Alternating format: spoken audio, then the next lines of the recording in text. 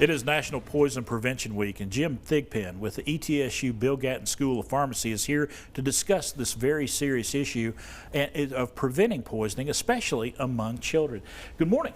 Thank you. Thanks for being here. This is National Poison Prevention Week, and let's talk. 90% of all poisonings happen inside the home. Correct. That is amazing statistic. Yeah, and it's not always. It may be a home that a child is visiting. Right. You know, it may not be their home. It may be a grandparent's home or aunt and uncle's home, or it may be somebody that comes into a house that doesn't live there that brings something that a child may get into and overdose on accidentally. And it's like I was going to make sure I get this right. There's an accidental poisoning every 15 seconds in this country. Yeah, in the U.S. Another eye-catching stat. I mean, but a lot of these can be prevented. Yeah, most of them can. You know, I've been a pharmacist for over 30 years, and I've seen a lot of this. And you know, children will get into anything, and they'll drink things you would never think they would drink. Right. And so make sure that if you're using a product and you want to keep it in the original container, you don't want to transfer it to something like a soda bottle that a child may think they can drink. I've seen that happen. So anything that's a possible or poisoning product needs to be stored safely, locked, or a high place where a child can't get to it. And because they'll put anything and everything in their mouth, and so it's a danger. And you were mentioning to me off camera, but I want to bring this out because you make a valid point. A lot of folks have THC gummies that they're using. You got to be careful with those too, because kids, if they get into them, think it's candy. Absolutely, and they're marketed to look like candy, and they're marketed to look like nerd ropes and things like that.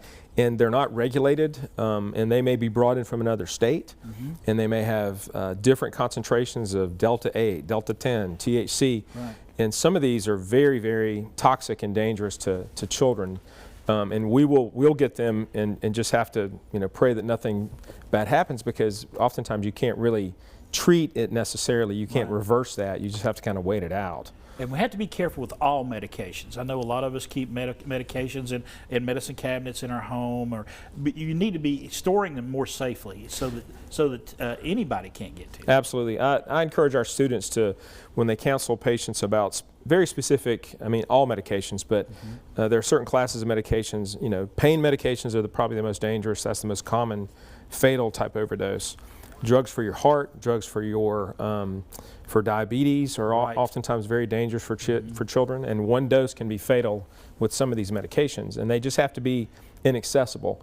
If you drop one on the floor, find it. Don't just leave it there. Because again, kids will just find it. We have a grandson, and we're trying to be careful about this kind of things, because he is a very active little boy, and so you have to be really thoughtful and think about it before it happens. And prevention is the main thing that we're trying to encourage. Another thing to keep in mind is Narcan. Absolutely. Narcan can save lives. Absolutely. The College of Pharmacy has done a lot of work to try to make people more aware of it, and they've had Narcan training programs. And you can buy Narcan over the counter now. It's $30 or $40 for a 2-dose package. But you can also go online, and I sent you guys some links that you can post where people can go online and take a training program online and get it sent to them for free. And if there's ever, you have anybody in your family or in your home that are taking opioids, Narcan is something you should have around. If you have teenagers, I think it's wise to have Narcan in your home. You just never know. It's not a dangerous thing to give somebody if you suspect it. It's not going to hurt them. And it literally may save absolutely their life. Can save their life. And the main thing to do, if you use it, then call 911. Don't assume that the patient's going to be fine. They're not, because it doesn't last forever. And if it's a larger overdose, which some of these fentanyl overdoses are just really large overdoses, and it'll come back. And so you have to, if you give it, call 911, get help, and then you can potentially save a life. Absolutely. We appreciate you being here. It's good to be here. Give you some information right here. This is a very important number. I'd love for you to write this number down. 1-800-222-1222. That's poison prevention.